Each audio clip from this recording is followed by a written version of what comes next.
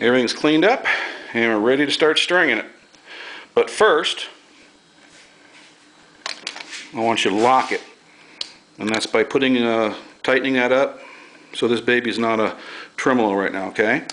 Next thing you know, we're going to start stringing it up. I think I can show you how to do this real quick. Watch. Okay, I got 5 of the 6 strings on there. I just want to show you how I did this. So first off, you want to put a small bend in the string down here like this. Just a little bend like that. What I do is I usually run it through the string lock first. Running through that string lock right here. And then right on through the locking tuner. Voila. Now all I got to do is just tighten these bad boys up. Okay, once I get this baby tuned up, my strobe here, things will be ready for the next step, which is stretching. I'll show you what I mean here in just a minute.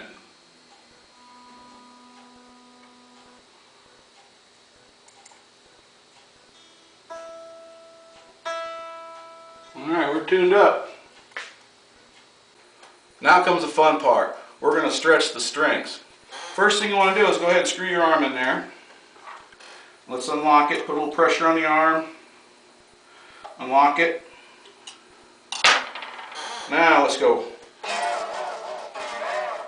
Obviously this is not locked up here on the end yet, okay? Just leave everything loose, just like with a regular old guitar. You want to do this for a while. You know? That's called stretching the strings. And then you want to let them relax. And in a few minutes, I'm going to retune it. We're going to do it twice. We're going to do this again, and then we're going to retune it. We're all said and done. Strings should be pretty much great. Okay, we've stretched the strings again. We've relocked it, but we left the neck unlocked. Okay, everything's locked here. You can't do anything. So we're going to go ahead and retune her up. Doesn't take long. Just a quick. And you still can use your tuners down at the neck. You don't need to use any fine tuners yet. You want to leave those things 2/3 of the way up. Okay, we just finished tuning up the guitar. It is locked here and unlocked here. Now here's what we're going to do. Everything is perfectly tuned right now, but we're going to go ahead and hold the arm steady so it doesn't come out. As soon as you unlock it, it's going to go to some other position. Okay? And here's the really cool thing. All you do is you take your 5/64" wrench right here, and you screw down in here, and you take any string, basically your big string if you want, that's probably the best one to use, and you try to tune it up. You notice it's a little off.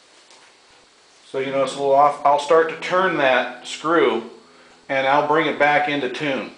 You basically start turning this thing until you turn it up until your big E is back in tune. And what happens is everything will be back in tune. Everything was globally shifted when you unlocked it, and you globally turn it all back. When you turn this thing, this is the coolest feature about a Kahler. When you turn this thing, it makes the springs underneath stronger, overpowering the strings on top, bringing the arm up. If you bring it the other way, making them weaker and the strings on top stronger, the arm comes down. Also, if your adjuster is all the way to the surface, or as much as it can be without and being in tune, you have the softest feel. You have normal tension and very light tension here, and this means your arm is very gentle, easy to move, fluttery. Look at that, I can even do it. My arm's not very tight, but it's crazy.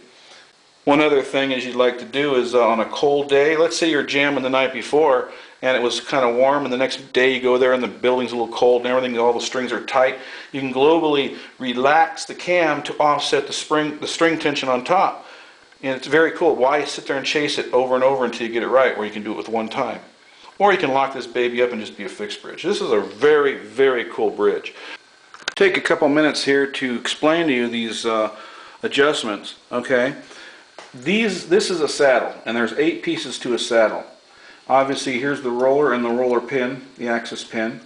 And this is an adjustment that you use to screw up and down to raise and lower your saddle. Just remember, as you raise it, it goes back in an arc. Of course, that will mess with your intonation, so you have to remember that when you're raising it and lowering it in relation to where you're at. This Phillips, you slightly loosen it and it pulls out the fork, much like you see these are pulled out a little bit. By the way, the more the fork is pushed in, the better it's going to be overall, the performance. Just because there's more contact. If it's way out, like on my white guitar, even though that guitar is awesome, you don't get quite as much contact, and you just want more contact for everything, and just it's better off overall. Okay, these little buggers here, when you want to adjust your string spacing, you want them far apart or skinny, you lock it to this rod, which goes, you can see the edge of it here, it goes all the way through each saddle. That's how it pivots on it when you raise and lower it. So then you lock these down and it stays tight right where you want it. As you can see, I got everything really low. All the forks are tucked in because I mounted my tremolo nice and far forward so I wouldn't have them sticking out.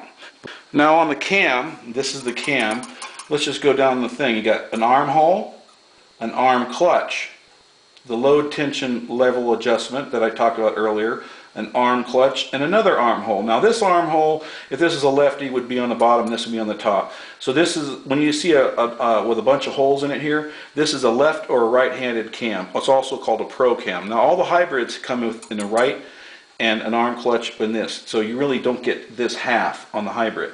This is for those trick arms like you see the J arm or the palm arm. Or a lefty if you flip it up. But what this arm clutch is usually the arm does this. But if you tighten that, what it is there's a point, a stabbing point at the end of this adjustment. And down at the bottom of the, okay, you got this shaft going down and you got this shaft going down, and you have a cross shaft in between the two with this like weed eater cord kind of stuff. It's like nylon.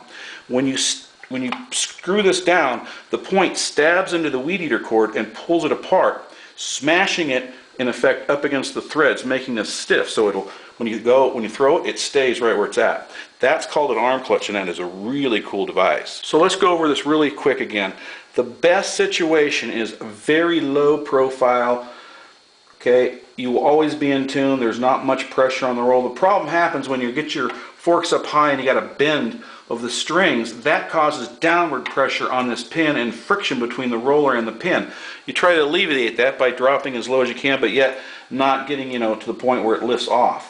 Okay, so nice low rollers. Your adjustment for height is here. Your fork and intonation is here. Your string lock adjustment is here. Your arm clutch is here to make it stiffer or less.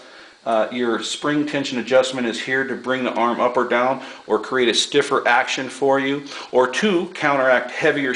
If you put a really heavy set of strings up here, you could do, you can either screw this down until it doesn't help anymore, and then you have to jump to a heavy set of springs, bring that back up, and then you have a whole new gamut to run again with the heavy set of springs with your adjustment here. Alright, it's time to lock this baby down because the guitar is completely tuned up. We stretch the strings. It's unlocked on the back end. We got to lock it down on this end. I'd like to take a minute here to explain intonation, which is one of these mysterious things players sometimes not sure how to do. Not sure what it is, and hey, who's going to ask and look like a fool, right? So I want to show you how to do it. Very simple. The whole idea of intonation is to make sure that when you hit an open E or any other string, that when you lightly fret it at the 12th fret, you still get the perfect straight up needle, okay? Originally this is all set up perfectly in tune, so your needle is always going to be straight up on your tuner for every string, right? So when you lightly fret it, it should also be straight up, or do the harmonic, straight up. But if your needle points this way, all that means is take your saddle, unloosen the little Phillips there, and push it in a little bit in that direction. If it's pointing this way, pull it out a little bit. Then you retighten everything up, retune it, and try to get it back to zero. Alright, let's try this with the small E string now that we've got everything intonated. You'll see, now this is the open string here. The bars are pretty much stable. I'm going to lightly fret the 12th. Pretty stable, close enough. Now once all strings are open and fretted at the 12th and everything is perfectly in tune in every which way and form, you're perfectly intonated. Now how easy is that?